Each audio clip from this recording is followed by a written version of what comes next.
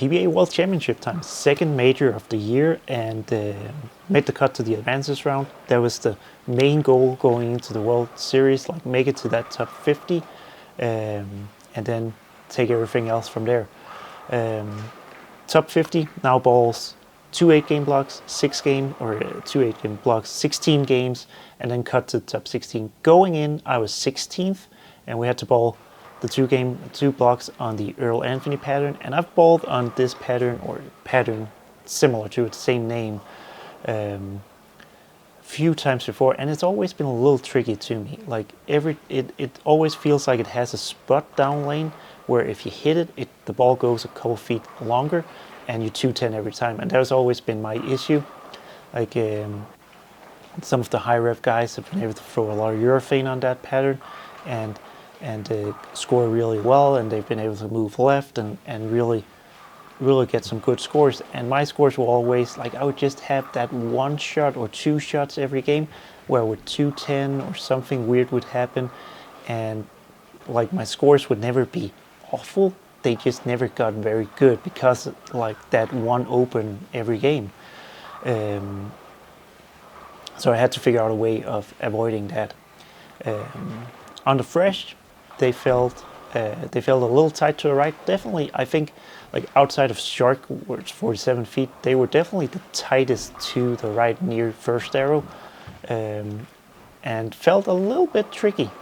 Our first pair wasn't very good, but I did manage to get out there with 2 opens and 2 30 game with the Iron Max. A lot of really good shots, and the ones I missed, I got a little fortunate on. So even though the Iron Max didn't look like the completely right ball, it was good enough. I threw some good shots, got a couple breaks. 230.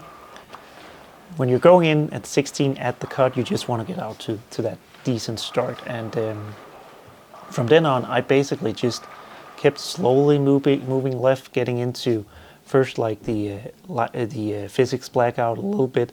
Still strong ball, a little bit cleaner ball, and it looked good. I kept bowling these, like I'm saying, like 220s and 2 teens are like medium scores, but for the scoring pace out here, medium scores. I wasn't doing anything wrong. I was bowling well. I was hitting the pockets. I was in control. I just didn't carry well enough to get like the 250, 260 in there, like some of the other guys were getting. There was a couple guys that had like 250 average after like 5 or 6 games, and I was out there like, I'm averaging like 220, 225, and it wasn't quite there. But as I got further left, I ended up going into phase 2, the stronger pin phase 2, and got slower, and all of a sudden I hit this 260 game, bowled a really good game, and all of a sudden got that carry that I needed. So now I'm 190 over after 6 games, and all of a sudden I went from being like pacing right at where I kind of needed to be to make the cut to being above that. I bowled 2 more really good games, so I finished at 240, 230 the next 2 games, 280 over for the block, which propelled me up to like 13th, I think, and going from being the cut, having like 7 pins in front of 17th, I got about a 90 pin lead on 17th. So that was really cool. I bowled really well. I didn't, almost at no point did I see the issues I'd had before on the Earl Anthony pattern, where with 210 like out of nowhere, really good control. And I felt really good about that 90 pin lead. The only thing that made me worried was that 90 pin lead was over Jacob Buttroff, and he shot 300 over that block to get to 17th, and I knew, like, so you're thinking 90 pins in 8 games, that's pretty good. But if he keeps striking, he shoots like 300, 400 over, I would still need a huge block to stay in front of him, and I would need to stay in front of the other guys in the top 16 or below me in the top 16. So yeah, that made me a little bit nervous, the lefty having a chance at shooting something really good and going around me. But at least first block went very well, and all you can do is go into the second one and try to do the same, get as many pins as possible, and hope that that's enough to stay in front of all the other guys. So second round of the advantage round in the PBA World Championship. Last 8 games to make it into match play top 16, and it was pretty big. A lot of points, a lot of money. And obviously you always want to make the cut. So I was about 90 pins in front of 17th going into game 1. And when we started practice, like the 10 minutes of practice before our block started, it was pretty obvious they were tight. But they weren't clean tight. I didn't feel like they were clean tight. They were just really tight down lane. So it was this kind of a little bit tricky. When, like, sometimes when they're tight, it's just because they're super clean and they'll still hook down lane. This was more of a tightness where if you went to something cleaner, it would hook more, but it wouldn't necessarily hook more every time. So it was very easy to like go light and leave like 2-10 combination if you got a little too far right or threw it a little too firm. So with about 1 minute to go in practice, I'd thrown a couple different balls, didn't look too great. And I threw my physics blackout and it looked good, and then I left the 2-8 twice. So I went like, all right, Iron Max, just gonna hit it with some more surface, took a 1000 pad to it, threw it, looked great the first shot, moved a little bit left on one more shot, and it almost went Brooklyn. So I'm like, all right, that's too much surface. So we just have to go with the physics blackout, make sure I throw it slow, make sure I roll it, and try to get as much out of this first game. And the ball was really, really good first game. Had a couple I missed a pinch left, had a couple I got a little right, but the pair developed just enough to where I had a little bit of hold, I had a little bit of hook right, which some of the other guys definitely didn't when I was looking around. When they got the ball right, it wouldn't hook back because of that little tightness. Basically felt like there was out of bounds further left than what we had the day before.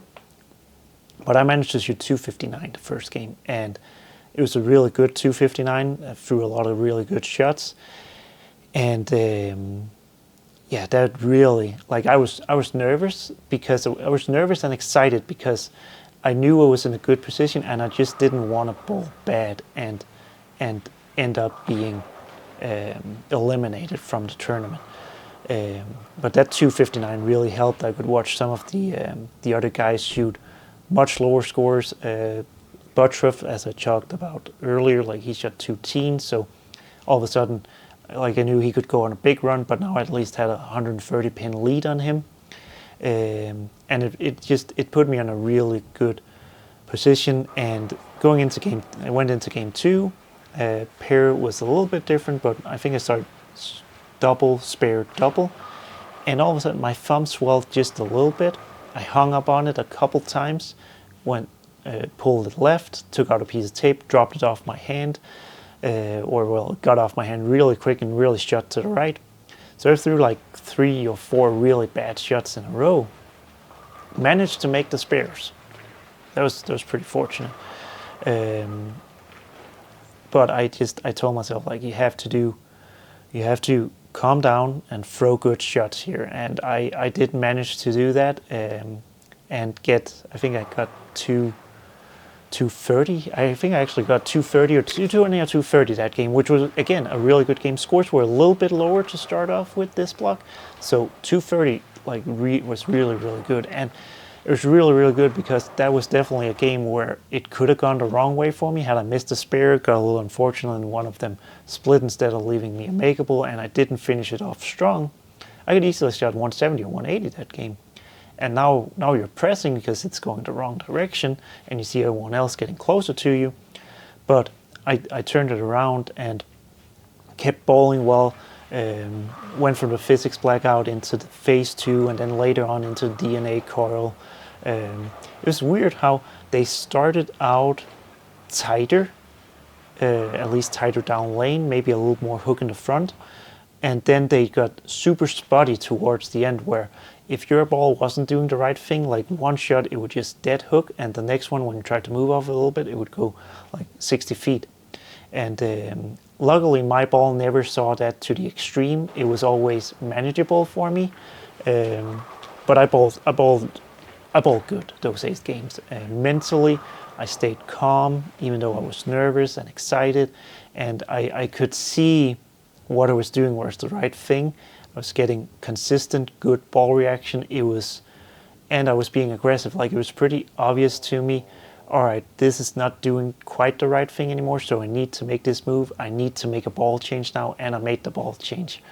And I got some good breaks, some good carry, but things just kind of went the right way, and I think I shot another 270-ish over, which was a really good block, and it, like, I don't know at what point, I kind of, like, probably after game 4, I think was where I was like, all right, I think I made the top 16 now. As long as I don't, like, bowl 170 every game from on here, I think I made the top 16 now. I think I made some match play, and you kind of calm down. You can also lose a little bit of focus, but I was pretty good at observing that and staying in the right frame of mind, and it was just a really good day. And I ended up getting into match play in the 11th place after 64 games, 1,807 pins over par, I think it was, which sounds like a lot, and it is. 1,800 over, I think I'll take that every day. Only like 500 pins behind EJ in first, so that's nice. But at the same time, I made up a lot of ground on the top 5, the TV show. So only like 50 pins out of the TV show, which is awesome news, because we have 16 games of match play left now, and meaning you bowl everyone in the field, all 15 other guys who bowl them once, and if you win that match, you get a 30 pin bonus. So there's a lot of pins to work with. Like, making up a couple hundred pins can be done very quickly with this format. So it's going to be cool. Looking forward to it. Now, well-deserved day off after bowling for, I don't know, 10, 12 days straight. And then back on it, getting ready for Viper match play, Chameleon match play. Hopefully those two go well. And then I can move on to match play in the World Championship. So it's going to be really cool. Interesting to see what everyone does on lanes, because when you ball match play, people always come up with different strategies, and lanes play way different. So focus on the animal pattern match plays right now and get through them, and then when we get to the World Championship, try to figure out both before, make a good game plan before, and then when we're on the lanes balling the matches, what's going on, how do I solve this best as possible, and just keep trying to throw good shots, stay in the right frame of mind, and get as many pins as possible. And then we'll see when we've bowled the 80 games if that's enough for 16th, if it's enough to make the show, if it's somewhere in between. And either way, it's a really good tournament. It's really good bowling. It's really good tournament finish in a major. So let's see if we can't make it even better. So see you in the other videos. I'll have more videos from the animal patterns, from match play, and we'll see you in one of them, and then at the PBA World Championship when we get to that point. So